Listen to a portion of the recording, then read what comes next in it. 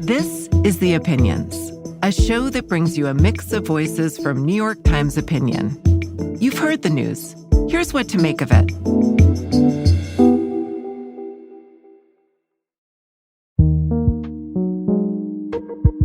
I'm Emily Bazelon, a writer for New York Times Opinion and The Times Magazine. I'm here today with two of my excellent colleagues, German Lopez and David Leonhardt. Hey, guys. Hi. Hello, Emily. The three of us help write and edit Times editorials.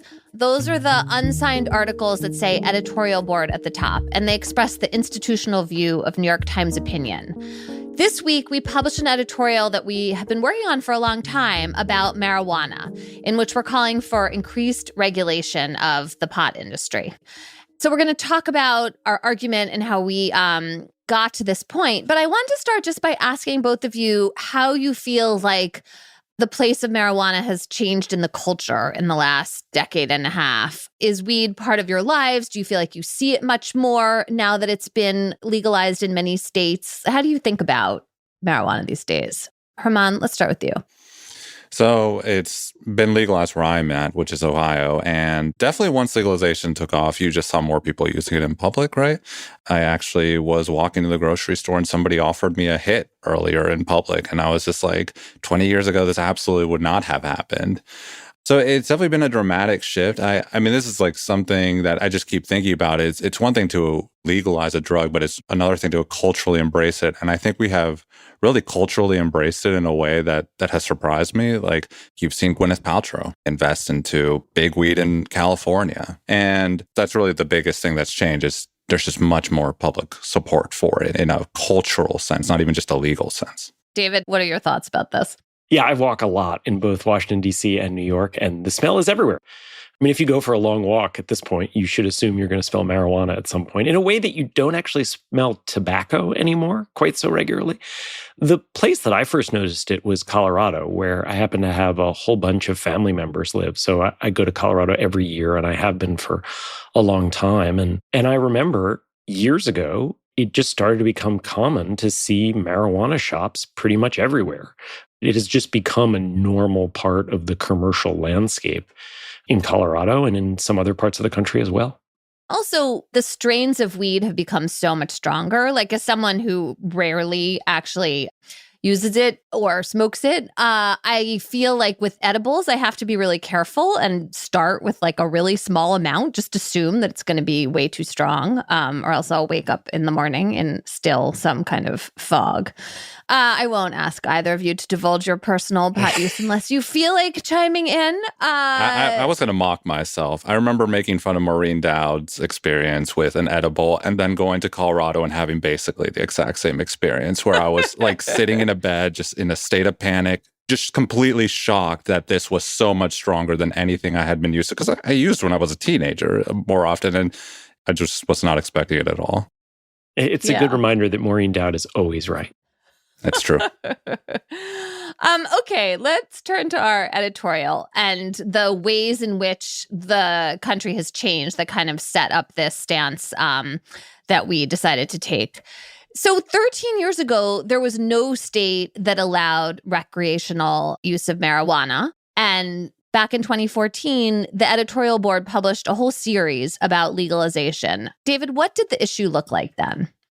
So the editorial board published this series in 2014, as you said, when none of us was part of the editorial board. And this was pretty early in the big legalization push. The headline on the main one was "Repeal Prohibition Again."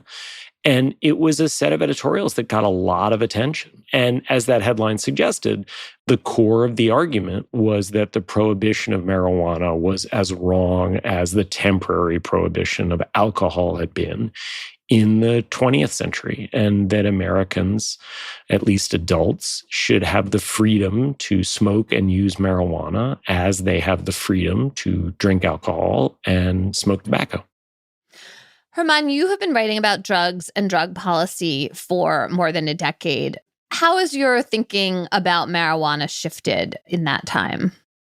Yeah, so I mean, when I started writing about this topic, the younger, more naive me, I really did buy into a lot of the legalization arguments. I thought marijuana was already pretty accessible. It's not like it was particularly difficult to get before. So how much can legalization possibly increase use? I thought that the country would regulate it in a much more serious way than it has. I mean, I just had a hard time believing that the country would move from criminal prohibition to just very hands-off commercialization that easily. I would say that I started having my doubts fairly early because I was also covering the opioid crisis, and that is an actual example of a legal drug being marketed irresponsibly and the government really underreacting to it.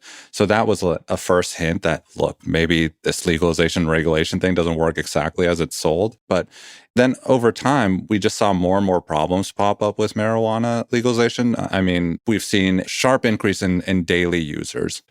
More people now use pot daily in the US than use alcohol daily. And that is a dramatic shift.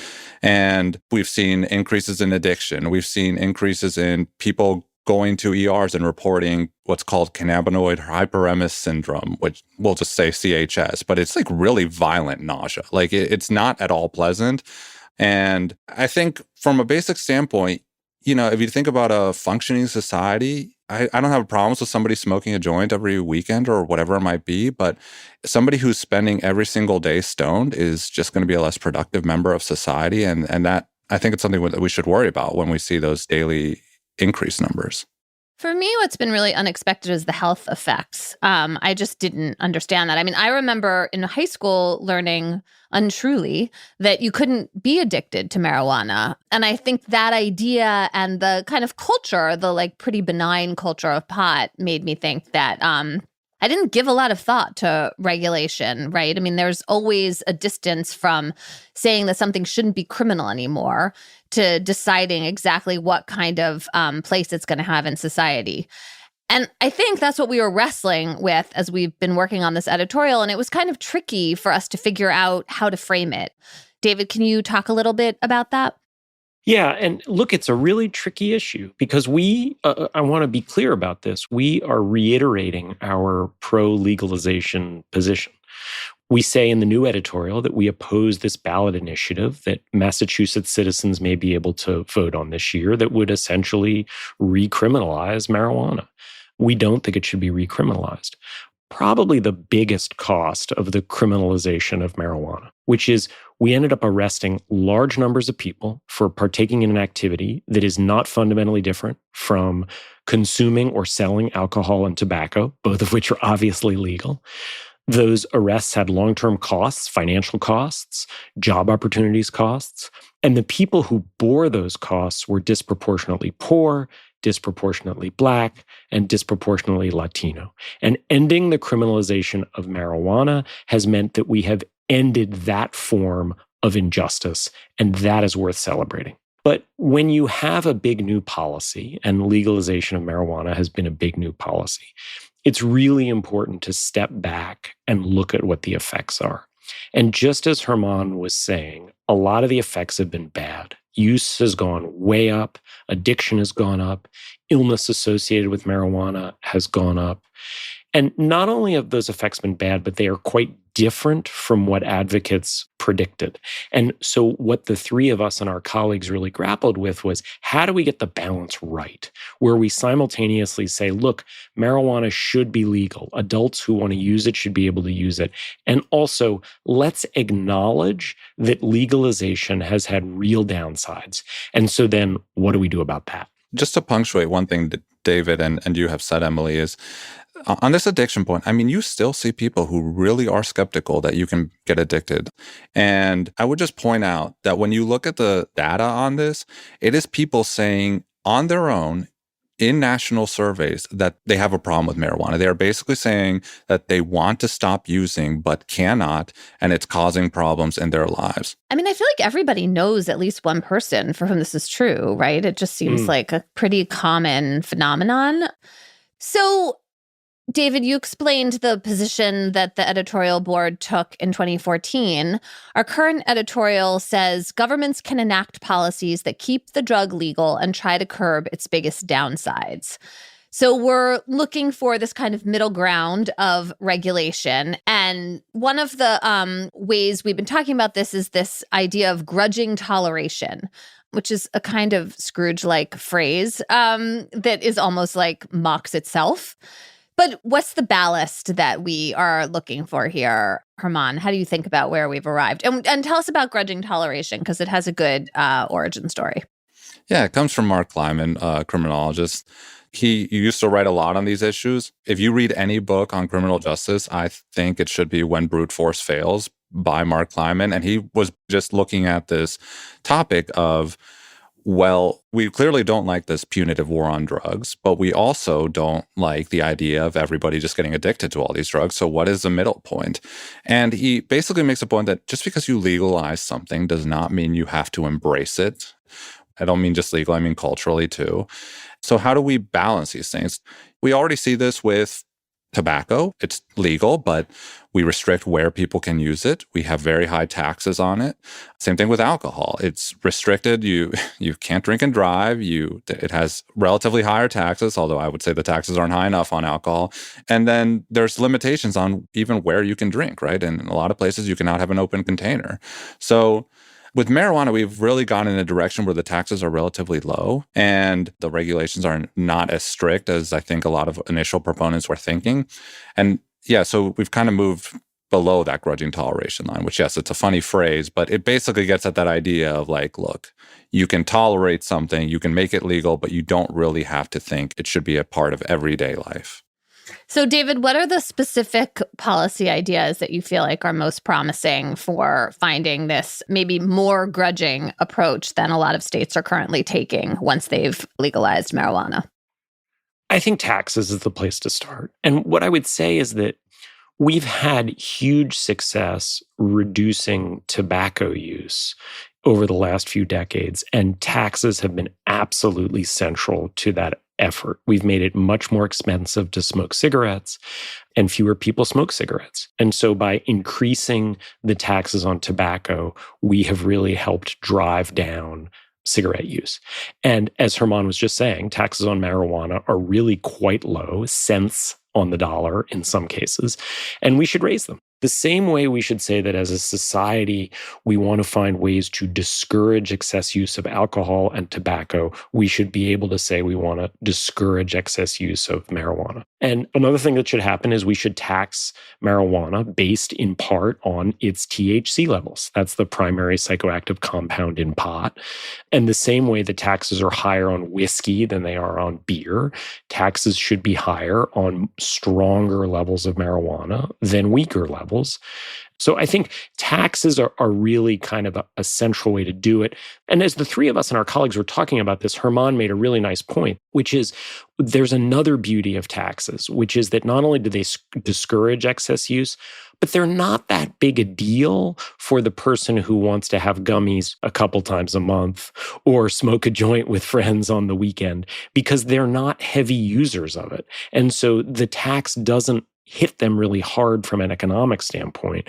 A tax is really well designed to discourage excess use, but not punish people who are using a product quite safely and getting enjoyment from it.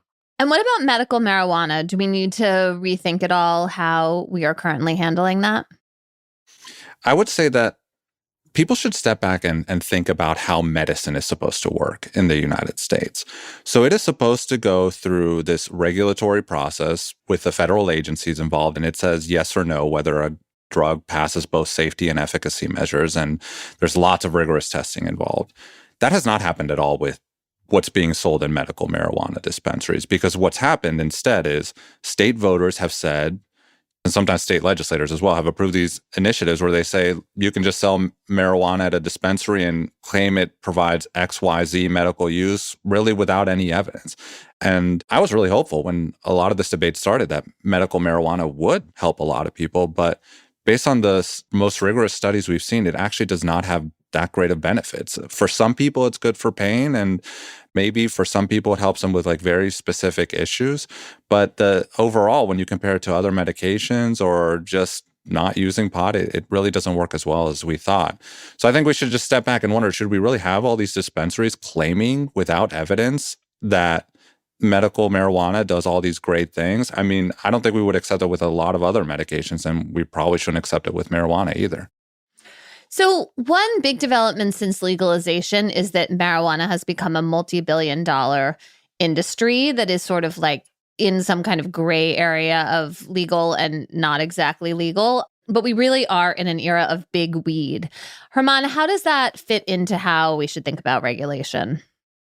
I think if you're a good liberal, you think a lot about like, well, personal liberty, personal freedoms, people should be able to use what they want, like consume what they want. But corporations have a lot of incentives to market their products irresponsibly, to really push people to misuse them, use them as much as possible. And that's really not any different with weed. They make most of their revenue from the heaviest users.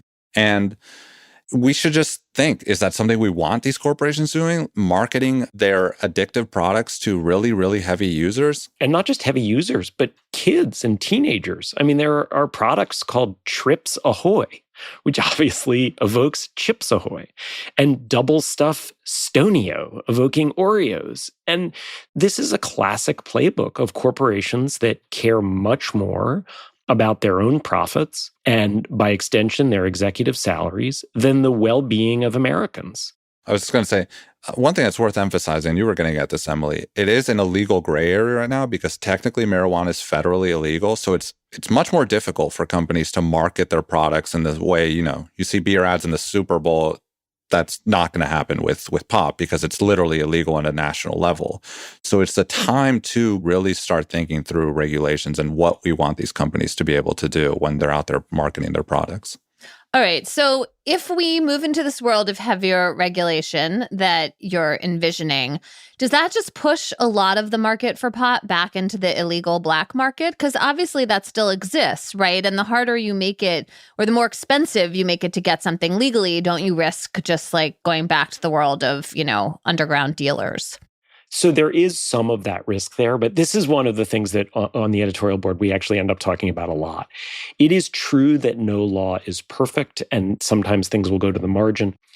But to then argue that therefore we should not have laws ends up being really nihilist, right? And it actually ends up being this technique that people who don't want any regulation use. Often corporate lobbyists and lobbyists for wealthy people say we shouldn't tax rich people or increase taxes on rich people because they'll find ways to get around it. So let's step back and ask ourselves, well, wait a second. If they would actually be able to find ways to get around all the tax increases, why are they so upset about the tax increases? Why are they lobbying against them? It turns out actually that when you raise taxes on rich people, you raise taxes on rich people. And the same thing goes with marijuana, which is if we crack down on some of these abuses, yes, some of it will move to the black market and we'll then need to look for ways to restrict that. But the bigger dynamic will be that essentially harmful behavior by companies will be less common. And so I think we shouldn't be scared of putting in place a law because it won't have 100% efficacy. So one of the things that I've been thinking is about whether marijuana is a vice in the kind of old-fashioned 19th century social reform version of a vice, where you had an anti-vice squad in New York City going around like looking for racy playing cards and anything else that appeared to them to be what people then called obscene and maybe now we would think of as pornography. Marijuana is a vice. We've been talking about some other topics on the editorial board that could fit that definition, that have addictive qualities also, like sports gambling or pornography or even social media. Is there something helpful in this framing of this middle ground of regulation that could also apply more broadly? And at the same time, like, do we risk in kind of reviving this category of vice, falling into the 19th century trap of Victorian morality, where we're not really thinking about harm, we're more just like disapproving of things? I don't want to go around like moral grandstanding and telling people that like, reefer madness is real and they are a bad person for smoking pot, because I just don't believe that at all. But it is also the case that with these drugs, we have long accepted the idea that some people do get in trouble. And when they get in trouble, it hurts all of us. And we should do what we can to prevent that from happening. I'm willing to do a little bit of moral grandstanding and maybe inspire some disagreement from the two of you. Yes, smoking pot is a vice. So is drinking alcohol, which is something I very much enjoy doing. And so is smoking tobacco. And so are a whole bunch of other activities. That doesn't mean that people who do these activities are bad people, to echo Herman, but it does mean that you want to be honest about the trade-offs here. So I would say to your question, Emily, yes, smoking pot is a vice, the same way drinking a martini, which I very much enjoy, is a vice. It is a perfectly good thing for people to do in some circumstances. But when you add it up over society, it has costs that we've been too eager to wish away with marijuana over the last 15 years. One thing I wanted to do is also just flip this a bit, because in some ways, the way you have seen marijuana portrayed in the last few decades, it's not just that it's not a vice, but it's a literal virtue. Like it has medical properties that are good. You see people celebrating its use. I mean, it's not hard to find a celebrity who is like boasting that they use pot every day now. I would just ask people to think, what if somebody was saying that about like alcohol, like I'm getting drunk every single day? What would you think about that? I think you would start thinking that person has a problem and something is wrong here, because intuitively we understand that, like, look, there are limits to how much we should be celebrating this thing, even if it's legal. And I think the same applies to marijuana here, especially in a cultural sense. I think we've gone way too far in glorifying its use. Yeah, it's such a ping-pong back and forth. I mean, I think an additional element here is that when marijuana was criminal, the criminalization did enormous damage, right? I mean, hundreds of thousands of people were getting arrested, going to jail, sometimes like serving actual prison sentences. So in some ways, I feel like we've gone too far in the other direction because that was such a clear social harm. We needed a way out, and making marijuana seem super benign and maybe even positive was a way to change those laws. And now maybe, at least in states that have legalized pot, we're in a different place.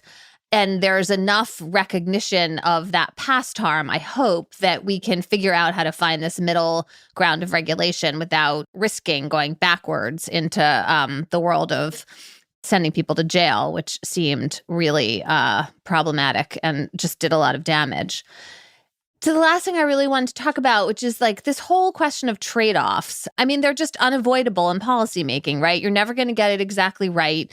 There always are some harms that you're causing or failing to mitigate by going in one direction rather than the other.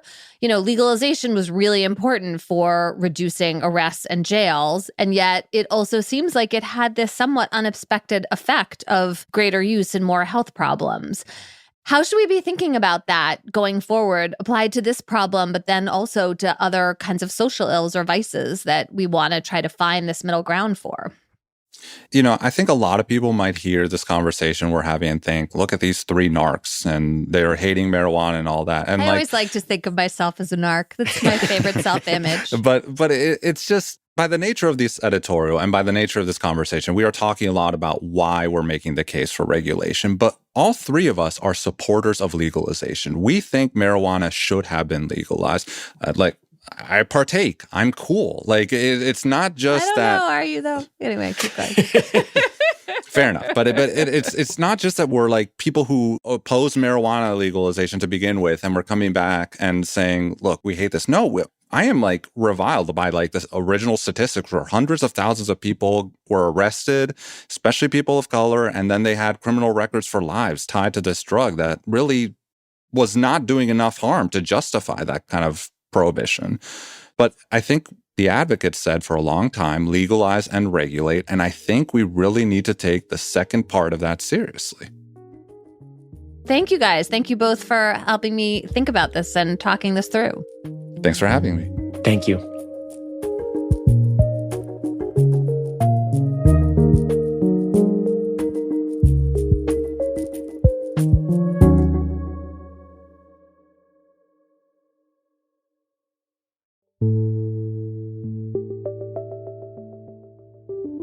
If you like this show, follow it on YouTube, Spotify, or Apple. The Opinions is produced by Derek Arthur, Vishaka Darba, and Jillian Weinberger. It's edited by Kari Pitkin and Allison Bruzik. Mixing by Sonia Herrero. Original music by Isaac Jones, Sonia Herrero, Pat McCusker, Carol Saburo, Efim Shapiro, and Amin Sahota. The fact-check team is Kate Sinclair, Mary Marge Locker, and Michelle Harris. The head of operations is Shannon Busta. Audience support by Christina Samuelewski. The director of opinion shows is Annie Rose Strasser.